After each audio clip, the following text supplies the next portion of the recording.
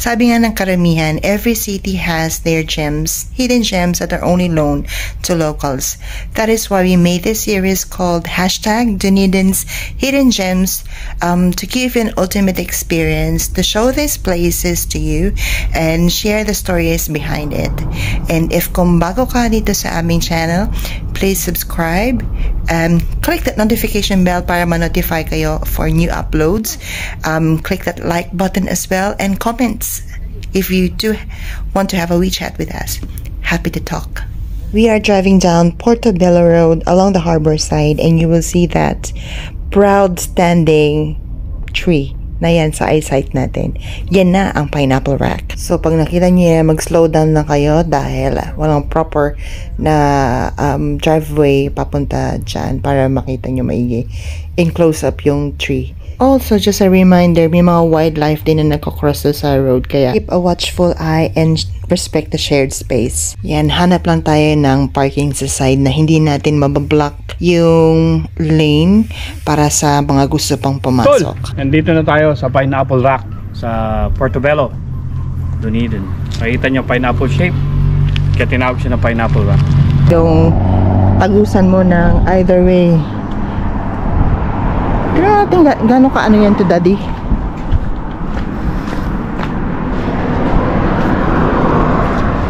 Tapos ano to, succulents.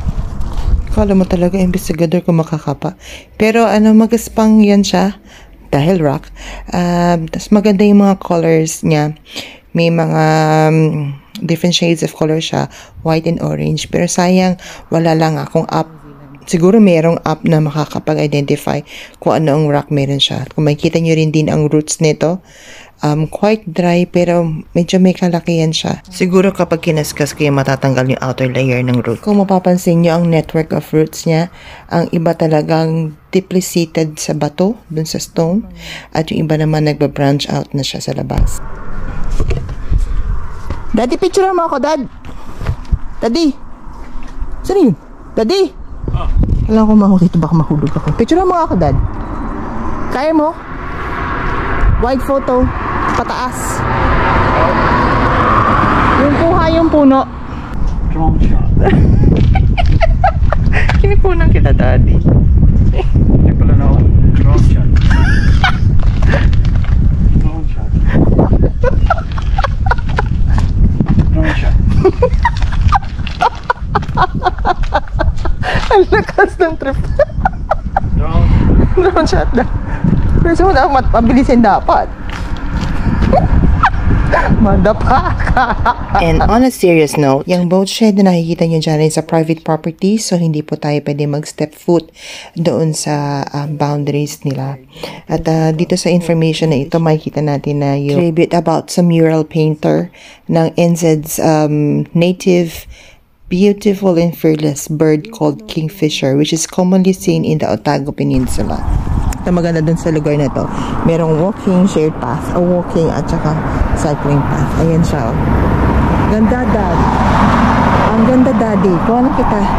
Itong Macrocarpa tree standing magnificently sa gitna ng eyesight natin. They have diurnal and nocturnal pollinators na commonly being visited by birds, insects, and butterflies during the day, and sa gabi naman by bats, moths, and other kinds of insects. Slow mo itong nandito, Dad.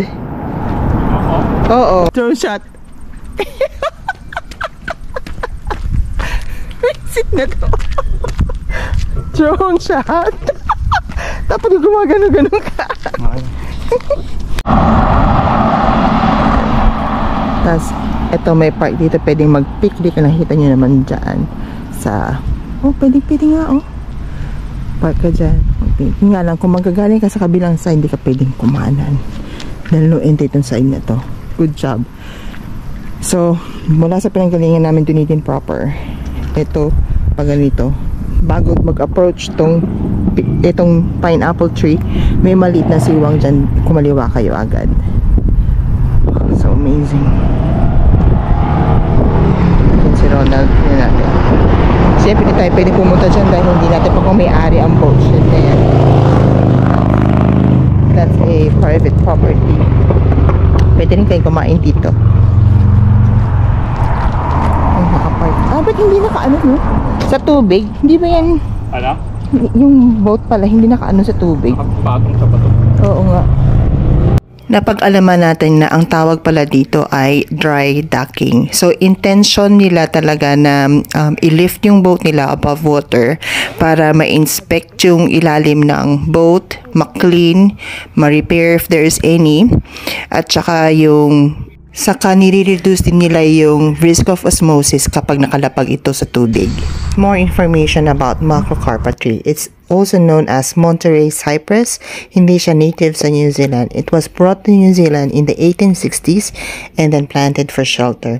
Usually it grows alongside homesteads and farm buildings. It is tolerant to wind and salt spray at ito rin yung preferred shelter tree para sa mga coastal areas. Pero historically, dahil nagkaroon ng cypress canker or fungal disease sa mga new plantings, nasira ang mga ano ba ito? Na-distract ako. Nasira ang mga trees. Human drone. Taas na energy yan. Naka-Burger King kasi. Libre. Libre. Oh. Bakit siya? By the way, yung timber ng tree na to, ginagamit siya as decorative and building material. Durable siya to be used for outdoors kahit na wala ng preservative or any treatment. Balikan natin yung unahan, baka meron siyang signage. Gagaling kayo just dinidin proper. Ito, bago mag-approach to pineapple tree, kumaliwa na, mag-turn na kayo agad dito. Oo, kasi dahil nasa may tubig tayo. May mga bibe. Napakatamis ng pineapple. Halina kayo, pumunta kayo rito. Tikman niyo ang pineapple rock. Napakatamis. Alright mga tol, kung nagustuhan niyo itong video na to, maki-share na lang at paki-like and subscribe sa YouTube channel ng Gallego Family. Peace. Road